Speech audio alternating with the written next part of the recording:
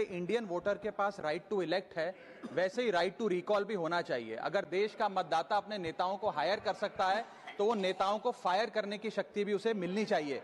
Sir, right to recall is a mechanism that empowers the voters to de elect a neta representative before the tenure ends if he fails to discharge his और her duty. Sir, हम MP MLA चुनते हैं, उसके बाद अगर वो काम ना करे, अपने वादे भूल जाए, जनता से दूर हो जाए, तो 5 साल तक इंतजार करने के अलावा जनता के पास कोई ताकत नहीं है।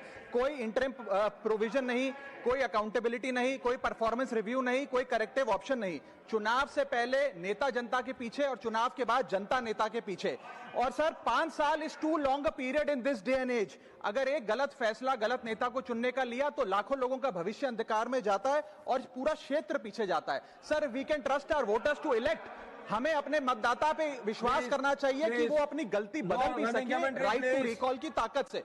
Sir, let me clarify that right to recall is not a weapon against politicians. It is an insurance policy for democracy.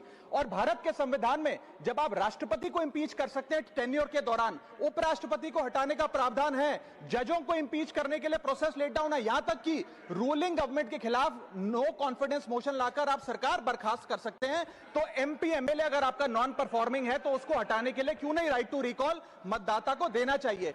दुनिया की 24 से ज्यादा डेमोक्रेसीज में राइट टू रिकॉल का मैकेनिज्म लागू है, जिसमें यूएस, कनाडा, स्विट्जरलैंड जैसे देश है। मैं आपको उदाहरण देता हूं सर, कैलिफोर्निया में एक गवर्नर क्रिस डेविस नाम के नेता 2002 में चुने गए।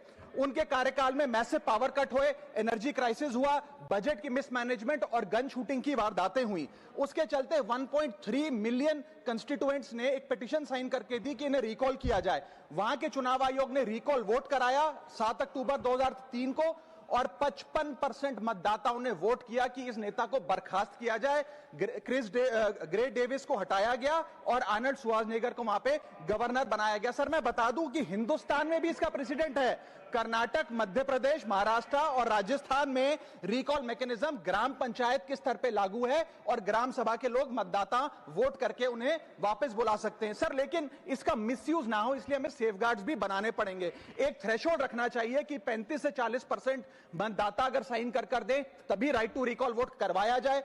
नेता को 18 महीने के लिए परफॉर्मेंस पीरियड देना चाहिए, कूलिंग ऑफ पीरियड, जिसमें उसे ना हटाया जाए। स्पेसिफिक ग्राउंड्स फॉर रिमूवल होने चाहिए ताकि फ्रिवलेस ग्राउंड्स ना हो और रिकॉल कम से कम 50% वोटों के बाद हो। ऐसा होगा तो पार्टियां भी ऐसे लोगों को टिकटें देंगी जो परफॉर्मर्स हो, ना कि नॉन परफॉर्मिंग एसेट, और भारत की डेमोक्रेसी मैच्योर होगी, सिटीजन एम्पावरमेंट बढ़ेगा and recall will give the voter the power to fix that right now, sir.